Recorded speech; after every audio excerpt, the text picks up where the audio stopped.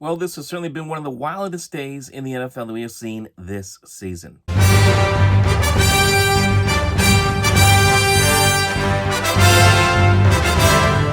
right, everybody, welcome aboard here to the Sports Talk Nation. Michael Cohen here with you. It's a Week 5 recap, even though we still got a few other games coming up later this week, as we had a lot of rescheduling happen due to COVID-19. We'll get into more of that in just a moment, as that does have a big effect on one of the teams we do talk about on this segment with the Buffalo Bills. We'll get to that in a moment, but first we're going to open it up with the crazy football game with the New York Giants and this wild and wacky NFC East, as the Giants had a great opportunity to go into Dallas and get a victory against the Dallas Cowboys. And for all intents and purposes, the Giants played probably their best game of the season. Put up 34 points. Daniel Jones looked pretty good at times in this game. The Giant defense at times made some plays. The Giants had the lead a handful of times in this game, including a lead at one point of 17-3.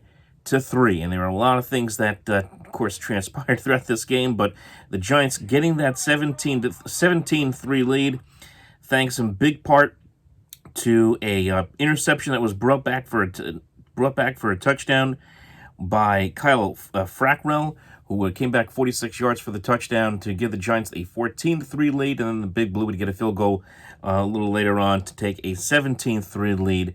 But this was one of those games that was never going to be easy for the Giants. Dallas gets a little bit closer, makes it 17-10, and then, of course, even though Jones up to this point had been playing pretty well, you knew at some point he was going to be good for a turnover. He is almost every single week, and this was no exception. He has the big fumble, strip sack fumble that is then recovered, brought back by Anthony Brown, a 29-yard return, and that ties the game up at 17.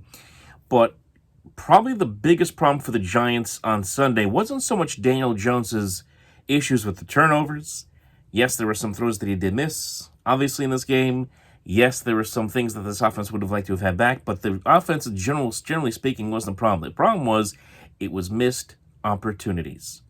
And one of the big missed opportunities for the Giants on Sunday, of course, coming, I would say it was midway second quarter, mid to late second quarter. The Giants are moving the ball downfield. They're getting into Dallas territory.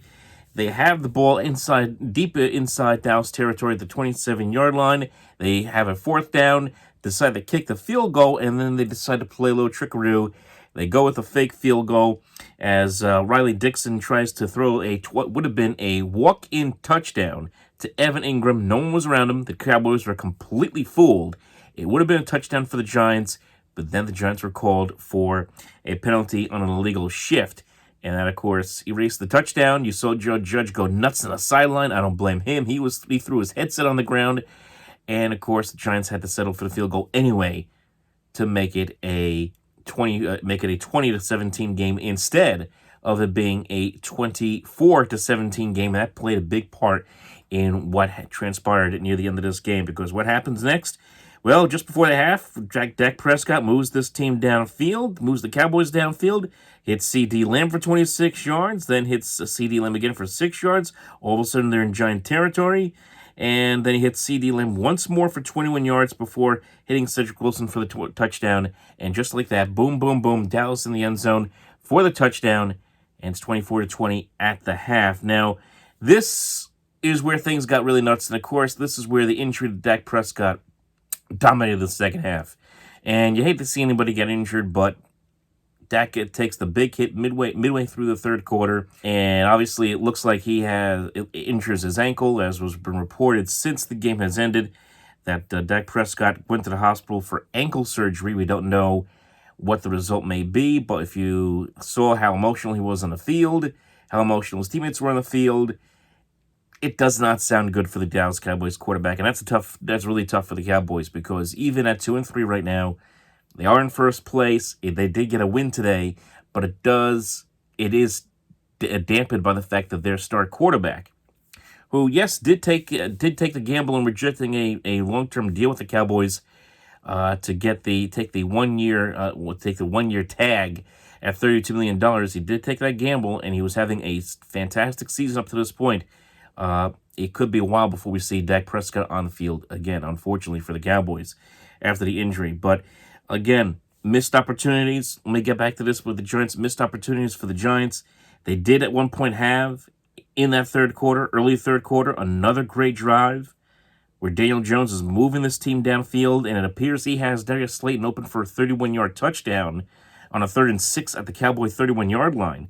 But, of course, that gets called back for pass interference. So, again, twice in this game, the Giants had chances for touchdowns, and twice they were erased by penalties by Big Blue, and they were forced to kick a field goal. And really, there were 3 drives to this game overall where the Giants were forced to kick field goals because they couldn't get the job done in the red zone. And that's been a problem for this team really all season. We saw it last week against the LA Rams. We saw it again here against the Dallas Cowboys.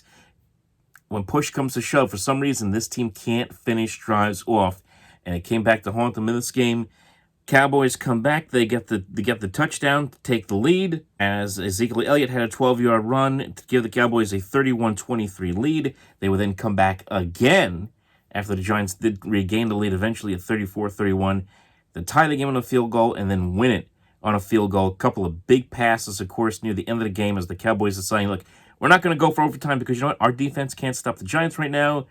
The Giants' defense can't stop the Cowboys right now, so chances are whoever got the ball in overtime, even with the new overtime rules, was probably going to win the game on the first drive. So the Cowboys went for it with 52 seconds to go in regulation, and they got themselves in field goal range. A couple of nice quick catches there by Michael Gallup, and the Cowboys win the game 37-34. But a wild game. If the Giants had won the game, they obviously would have been 1-4, but they would have been then at 1-4 in second place behind the Eagles, who are 1-3-1. The Washington football team also at 1-4, and had the Giants won, it would have knocked the Cowboys to 1-4. So that would have essentially put the Giants into second place with a chance to play for first place next week when they host the Washington football team. So the fact is, it was a blown opportunity for the Giants. And even with the loss still, you're looking at an opportunity here for Big Blue, even at 0-5, because this division is just not going anywhere. Dallas 2-3, Philadelphia at 1-3-1, Washington 1-4, and then the Giants at 0-5. Giants get the Washington football team, as I mentioned, next week. This is a game you think the Giants can and should and must win in order to get themselves moving in the right direction, at least get something positive for them, because they're trying. We all know that. There's no such thing as moral victories, though, and they need to find a way to get a win in the worst way. Now, let's just talk quickly about what's going on here with the scheduling changes that have been taking place in the National Football League. Of course, the coronavirus has ravaged the league right now. The Titans and the Patriots are the two teams that have been hit the hardest by this, but it's changed up a lot of games.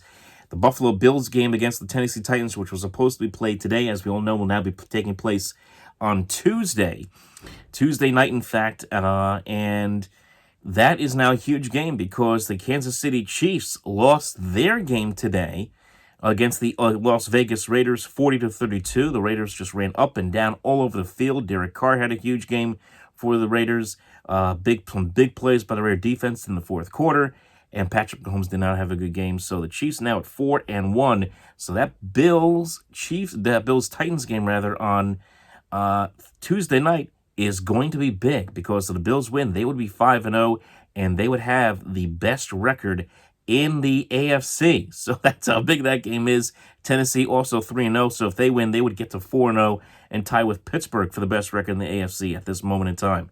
And also it sets up the fact that you're going to have the Bills and Chiefs, who do meet next week. That game was supposed to be a Thursday, but again, because of coronavirus, that game gets moved now to a Monday night, a week from tomorrow, which would be the 19th.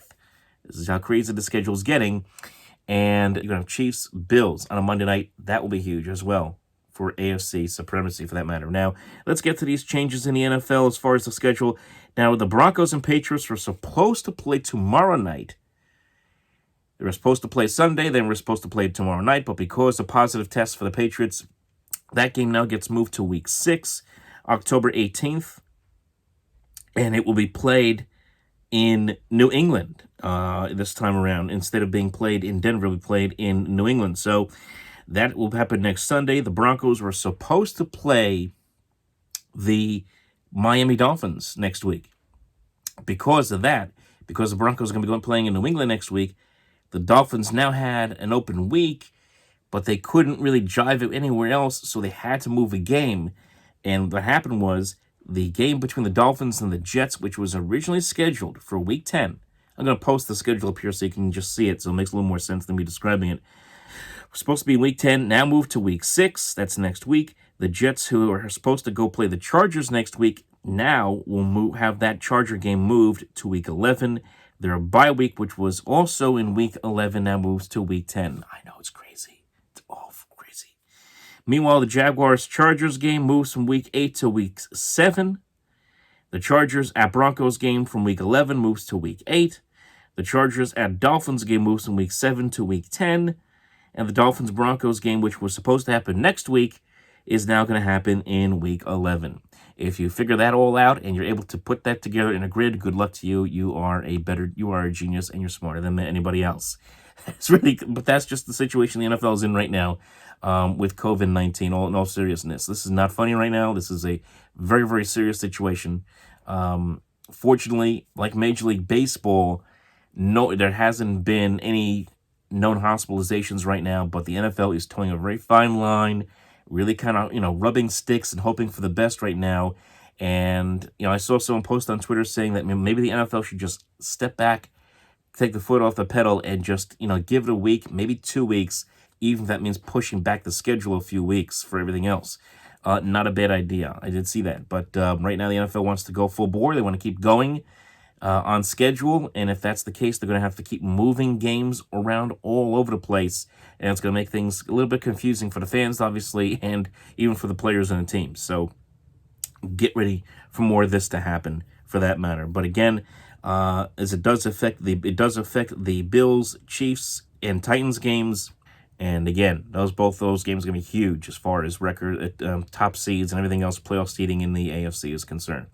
Now, as far as the Jets are concerned, what do you want me to say? What do you want me to say? What do you want me to say? I'm not even wearing a Jets jersey right now. What do you want me to say? That's how bad things are. Jets losing to the Cardinals 30-10. It wasn't even close. It wasn't even competitive. It just goes to show you, for those of you who are blaming Sam Darnold for everything that was going on with the Jets, it's not all Sam Darnold's fault, because even Joe Flacco, a guy who was a Super Bowl MVP with the Baltimore Ravens many years back, he couldn't do anything with this Jet offense when guys are dropping the football all over the place, and you have a head coach who punts twice on 4th and 1. Yet somehow Adam Gase still has his head coaching position, even though we learned today that Dan Quinn unfortunately for him, lost his head coaching position with the Atlanta Falcons today. Of course, the Falcons at 0-5, and, here was Dan Quinn, a guy who had been to a Super Bowl, a guy who'd been to the playoffs a couple of times ago, who's had success in Atlanta, and he had the axe drop on him. Even Bill O'Brien, who had taken the Texans to the playoffs 6 times in 7 years, he had the axe drop on him. Those guys have better head coaching resumes than Adam Gase. Yet Adam Gase, still the head coach of the New York Jets moving forward, as far as we know right now, unless something changes by the time you see this. So we'll see what happens. But again, you almost don't even know what to say anymore with the Jets. They are a footnote. They're becoming very quickly a footnote in history as far as the NFL is concerned for the 2020 season, as a lot of focus now is on what's going on with the way this playoff race is shaping up. You're looking at potentially 3 teams in the North that are making noise in the AFC. 3 teams in the West could be coming out of the playoffs in the NFC. You got the Chiefs playing, well, they were playing well until today. The Raiders playing well. The Buffalo Bills playing well. Cleveland Browns playing well. Even the mess of the NFC East. All these things are bigger headlines than anything that revolves around the New York Jets, who are just feels like they're playing out this string, and it's only October. 0-16, here we come. Anyway, folks, I want to thank you all for tuning in and listening. Folks, remember to like and subscribe right here to the Sports Talk Nation. Remember, follow us on Twitter at OpenMikeNJ, and also follow us on Facebook on Facebook.com/OpenMikeProgram. We'll talk to you next time.